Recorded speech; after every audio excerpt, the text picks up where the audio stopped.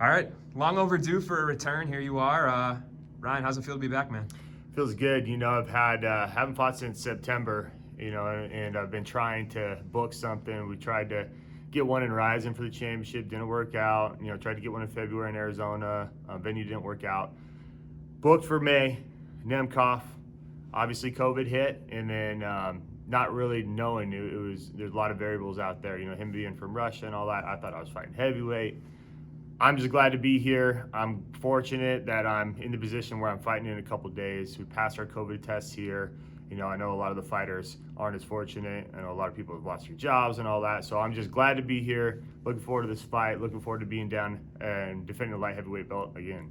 For sure. And was it frustrating at all? Like, obviously having two titles, and you're kind of the man everybody's putting pressure on. Bader should fight at light heavyweight, always clogging up heavyweight. So was it frustrating to not be able to kind of make any movement throughout that time? Yeah, for sure. Having two belts, you should have plenty of opportunities. But like I said, the COVID hit. That's nobody's fault. And for me, I've been doing everything that Bellator's been asking of me. They wanted me to stay at heavyweight, defend that belt after the tournament. I did that.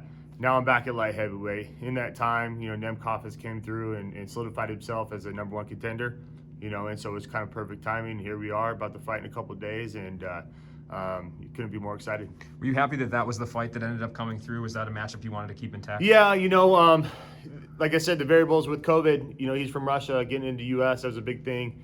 And then we thought we were fighting heavyweight, about 4 weeks ago.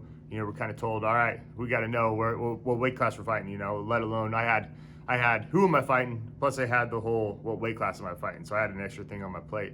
Luckily, I'm right in between those two weight classes, so it wasn't a big deal. They said Nemkov. I've been training for Nemkov, since earlier in the year.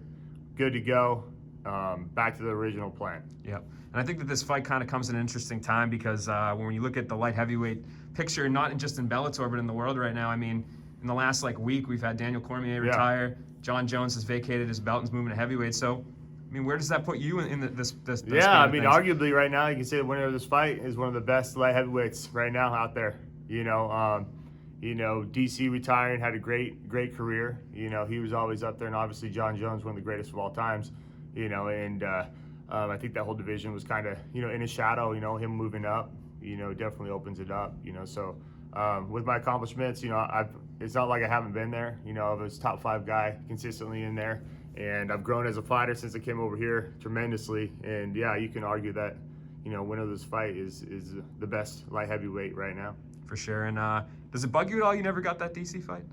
You look back in fights that you wish, woulda, shoulda, coulda. Yeah, and then that was a big fight. That was one of the, I was in training camp for him, and he got pulled up to fight for the title, And so, yeah, I mean, I would like to have that fight now, where I am in my career now, how I am mentally, physically, rather than back then. I'm a totally different fighter, complete fighter now. So now would be the time. And I think there was a lot of talk when you went to Bellator just about the move, a big name, making the jump. And do you feel like now you're finally kind of starting to get the respect that you deserve? Kind of, like you said, you're a much changed fighter.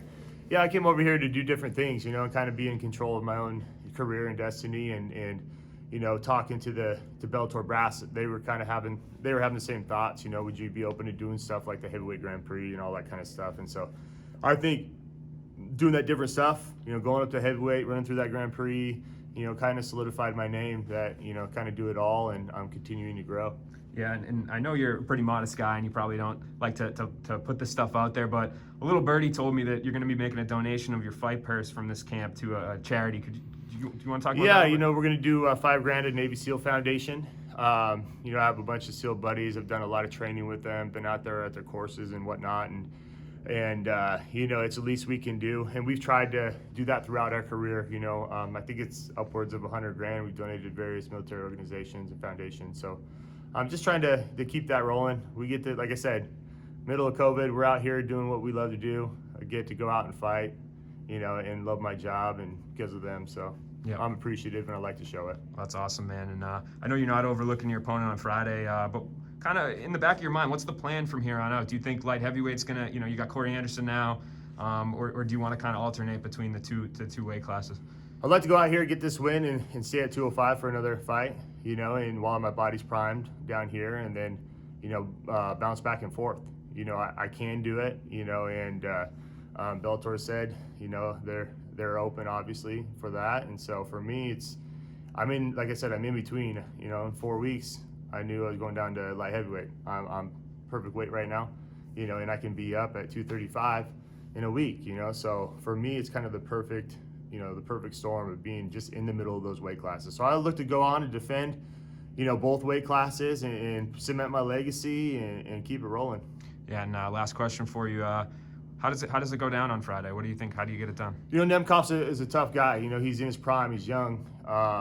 There's a lot of great things I can say about him. He comes out hard. You know, first couple rounds, he's bringing the fight to you. What I see is my experience. I've been in 5-round fights. I've been in 3-round fights. I think he's only been in 1. You know, and if you look back, what I really compare it to is a guy that I fought, Phil Davis. I know how strong he is. I know how good he is. And, you know, he went out there and won a split decision. Nemkov did against Phil Davis, you know. And so, that being said, I look at that fight, and after every round, you know, he's on the canvas, you know, sucking in air. You know, after the 3rd round, he's getting dominated. You know, he was you know, Phil on top of him. I'm letting him do whatever he wanted, you know. And I bring the pace. It's a 5-round fight, so that's what he's got to worry about. Awesome. Appreciate the time, Ryan. Good luck, man. Thank you.